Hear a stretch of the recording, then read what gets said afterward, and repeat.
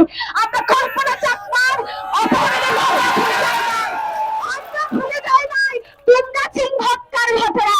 আমরা প্রতিনিয়ত দেখছি এই যে 5 আগস্টের মধ্য দিয়ে যখন এখানে দেশ স্বৈরশাসন পতন হলো, সেখানে দেখছি মাটিয়ানা, রান্নামাটি এবং বান্দরবানের তিন পার্বত্য জেলায় একইভাবে একই কায়দায় আমাদের মা বোনদেরকে ধর্ষণ করা হয়েছে, ধর্ষণের চেষ্টা করা হয়েছে। আমরা মনে করি পাহাড়ি সেনা ছাউনির কারণে এশাকলার কর্তৃক আমাদেরকে যে সাম্প্রদায়িক বলি আমাদের মা বোনদেরকে যে ধর্ষণ চেষ্টা বা ধর্ষণ করা এই ঘটনা হচ্ছে। আমরা অধিসত্ত্বর সেনা শাসন বন্ধ চাই এবং যে সেনা ছাউনিগুলো রয়েছে অধিসত্ত্বর সেইগুলো মেরাকে ফিরিয়ে নিতে হবে, না হলে আমাদের মুক্তি হবে না, আমরা এটা মনে করি।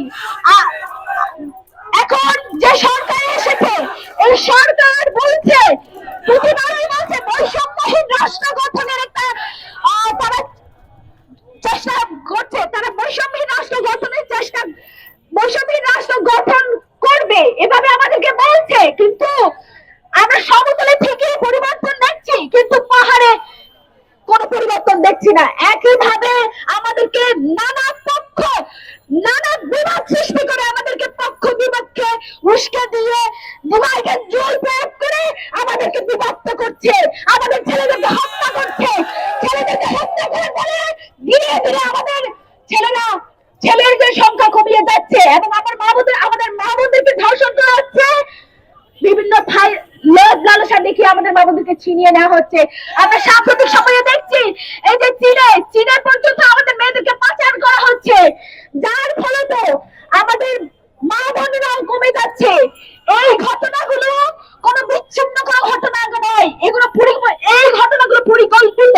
এই শাসন, এই রাষ্ট্র কাঠামো এইগুলো জিইয়ে রেখে এইগুলো পরিকল্পনা করে আমাদেরকে জাতিগত দমনের যে পাল্টায় এই এজেন্ডাগুলো তারা বাস্তবায়ন করছে। আমরা বলতে চাই শুধু আজকে দিঘিনালার ঘটনা কেন, এই পর্যন্ত যে ঘটনাগুলো পার্বত্য চট্টগ্রামে হয়েছে এগুলো আমরা ভুলে যাব না, কখনো ভুলে যাই নাই। আবার যদি ঘটনা হয় একইভাবে ঐক্যবদ্ধভাবে আমাদের লড়াই জারি থাকবে, প্রতিবাদ হবে। এই লড়াই আমাদের জারি থাকবে। কল্পনা চাকমার অপহরণের ঘটনার বিচার চাই, সন্ধান চাই এবং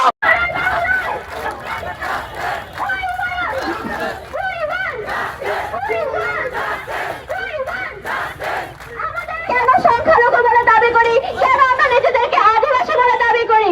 আমরা রাষ্ট্রকে জানাতে চাই আমরা নিজেদেরকে সংখ্যালঘু দাবি করি, নিজেদেরকে আদিবাসী দাবি করি, কারণ রাষ্ট্র আমাদেরকে নিরাপত্তা এবং অধিকার নিশ্চিত করতে ব্যর্থ। আমরা বৈষম্যের বিরুদ্ধে লড়াই করেছি, অথচ আমাদের